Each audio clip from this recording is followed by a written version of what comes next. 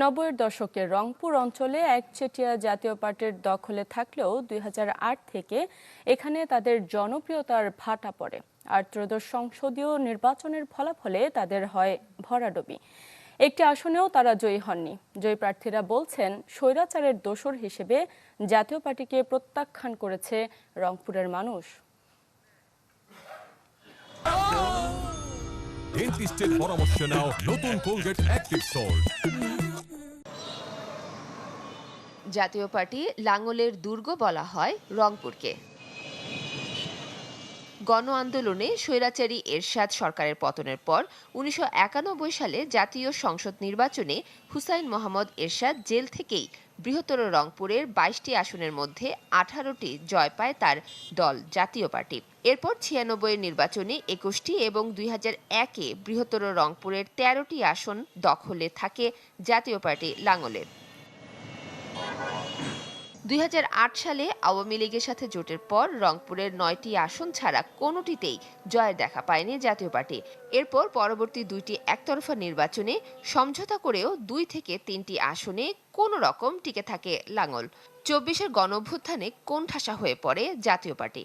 ফলে ত্রয়োদশ সংসদীয় নির্বাচনে একটি আসনেও জয়ের দেখা পায়নি জাপা।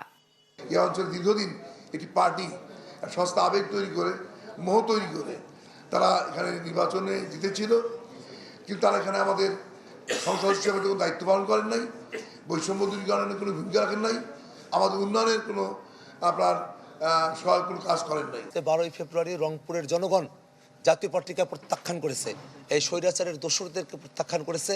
এটা আমাদের কাছে আর একটা বড় ধরনের বিজয়। রাজনৈতিক বিশ্লেষকদের মতে লেজুর ভিত্তিক রাজনীতির চর্চার কারণেই জনগণের আস্থা হারিয়েছে দলটি। তবে জাতীয় পার্টির নেতাদের দাবি, নির্বাচনে প্রচারণার সুযোগ না পাওয়ায় এমন ফলাফল তাদের। মগজ ধোলাই করছে বিভিন্নভাবে, অথবা আমাদের দলের লোকেরাও মোটিভেশন হয়ে গেছে, যা ভোট দিছে জান্নাত চলে যাবে সবাই।